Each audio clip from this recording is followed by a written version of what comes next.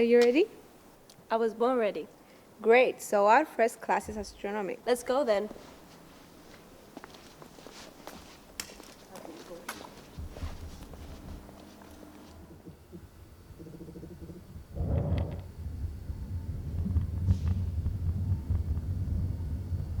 Good morning, kids. Today we're going to talk about the start of our space. There are many theories about our universe's birth. The Big Bang Theory, which is the most prevalent one today in the scientific community. And according to it, the universe was created by an overly dense and hot state about 13.8 billion years ago. Our galaxy, known as the Milky Way, was formed roughly 500,000 years after the Big Bang.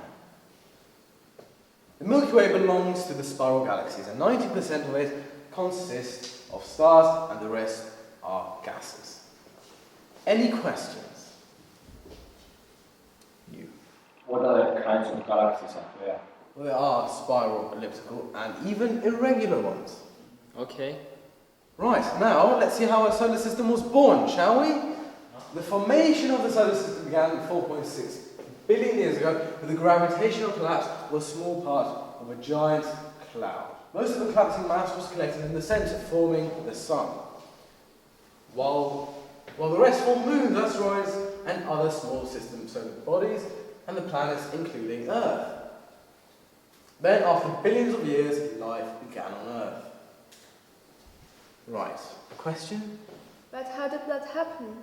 Well, there's many theories about this. First of all, we should keep in mind that the three elements of life is atmosphere, water, and temperature.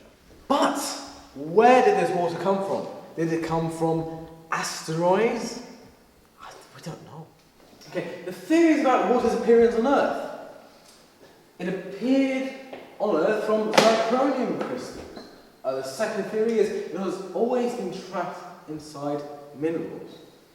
It showed up from olivine grains. And last but not least, it came along with meteorites in the form of ice and crashed into Earth.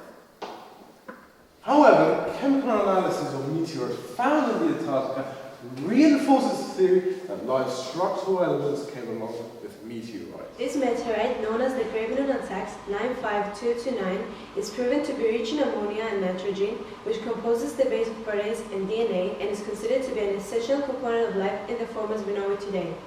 A study that was carried out by research of Arizona State University and California's University, which was based on the analysis of a sample of 4 grams dust, showed high consistencies in ammonia and hydrocarbons.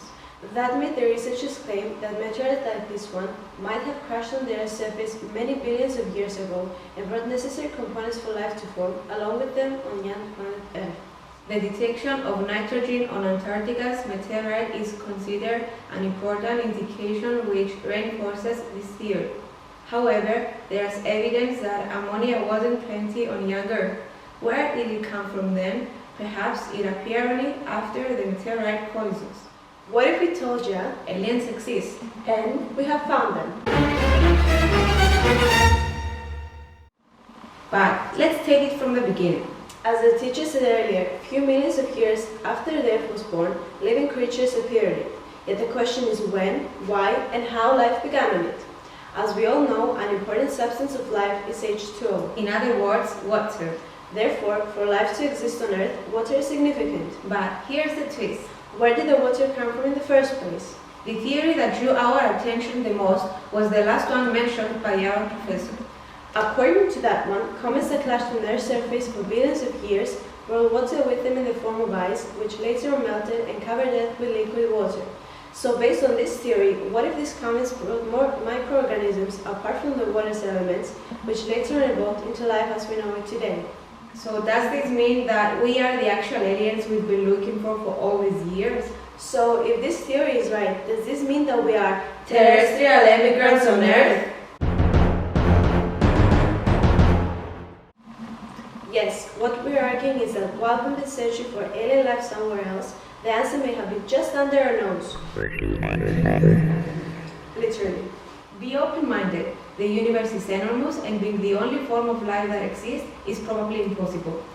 They may have different shapes and sizes than we do. They may not be oxygen but other gas to breathe and may have evolved differently. However, they still count as living creatures. What does this have to do with us? Well, it does concern us because If some comets similar to those we have developed crashed on other planets, as obviously happened to our planet Earth, that means that if the conditions were suitable, those other planets would possibly contain life with similar evolution to ours. furthermore, current estimates suggest there are up to 400 billion stars in the Milky Way galaxy and up to 50 billion planets. If even 1% of those are in their system's Goldilocks zone, then there are 500 million planets in our galaxy alone capable of supporting life. we hope that we have successfully supported our theory and our way of thinking of it through an educational and entertaining process. Of course, our study about the mysteries of our origin won't stop here. We are looking forward to your support.